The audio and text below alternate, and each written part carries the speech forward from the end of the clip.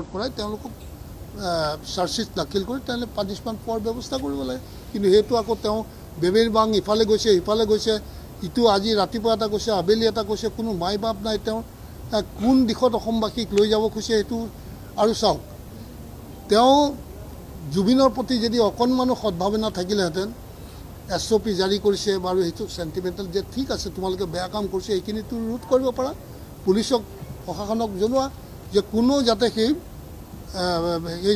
জুবিন ক্ষেত্ৰত গৈ অপকৰ্ম যাতে কৰিব নোৱাৰে তাৰ ব্যৱস্থা কৰিব পাৰা। তুমি SOP জাৰি কৰি তেওঁলোকৰ আৱেগক কিয় বাধা দিব খুজিছা? তাৰোপৰি মই যিহেতুকে তোমাৰ জুবিনে গছকেইজোপা কাটাত বাধা দিছিলে, এই গছকেইজোপা তুমি সি মৰাৰ পাছতে অন্ততঃ বোলে মই তেওঁৰ মেমৰিতে এইকেইজোপা নাকাটো বুলি সেই প্ৰজেক্টটো যদি পৰিহাৰো কৰিলাহেঁতেন, তেতিয়াও ক'লোহেঁতেন যে তোমাৰ সদ্ভাৱনা আছে, তেওঁৰ প্ৰতি আন্তৰিকতা আছে, যাৰ কাৰণে সেইটো তুমি ত্যাগ কৰিছা। তেওঁতো তেনেকুৱা একো এটা দেখুওৱা নাই আজিলৈকে যে তেওঁ সঁচাকৈ জুবিনক ভাল পায়। আৰু তেওঁ বহুত আগতে কৈছে জুবিনৰ শত্ৰু তেওঁৰ লগত থকাখিনিয়ে। তুমি যদি ইমান জানিছিলা, তোমাৰোতো লগত সংঘাতটো তেওঁৰে আছিল না। বা তুমি আজি ক'বলৈ কথাটো বেয়া হয়, তেওঁলোক যিমানখিনি তাত আছিলে, আৰু জুবিনো এজন এনেকুৱা উচ্চ বৰ্ণৰ ল'ৰা, আৰু যিজন ল'ৰা আজি তেওঁ নিজৰ যিটো পৰম্পৰাগত লগুণো ছিঙিলে বা ধৰ্ম নামানো বুলিও কৈছে, কিন্তু তেওঁৰ ওপৰত প্ৰকৃতিৰ এই বৰদান আছে, প্ৰকৃতিক তেওঁ মানে। আৰু কিন্তু আচৰিত কথা, তেওঁৰ লগত যিমান অন্য মানুহ আছিল, অন্য সমাজৰ মানুহ আছিল, অন্য কমিটি আছিল, তেওঁলোকৰ হাতত কিন্তু তেওঁ বিপদত নপৰিলে। তেওঁ চাৰিকাষে থকা মানুহখিনি তেওঁৰে সম্প্ৰদায়ৰ, তেওঁৰে উচ্চ বৰ্ণৰ মানুহখিনিৰ মাজতে তেওঁক হত্যা কৰোৱা হৈছে।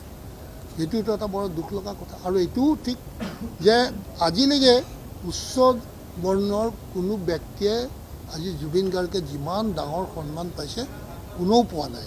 সেইটো তেওঁৰ মহানতাৰ কাৰণে পাইছে। আৰু এইটো মানে ইয়াক কোনো চেলেঞ্জ কৰিব নোৱাৰে। মই ভাবোঁ এইটো আৰু ৰেকৰ্ড যে কোনোবাই ভাঙিব পাৰিব। আজিও মানুহখিনি একে আন্তৰিকতা আছে, আৰু তেওঁৰ সেই আন্তৰিকতাটো ভাঙিবলৈ বহুত চেষ্টা কৰিছে, কিন্তু নোৱাৰিব। মই যিটো দেখিছোঁ, মানুহৰ গভীৰ কোণত জুবিন বহি গৈছে, তাৰো ন্যায় লাগিবই লাগিব।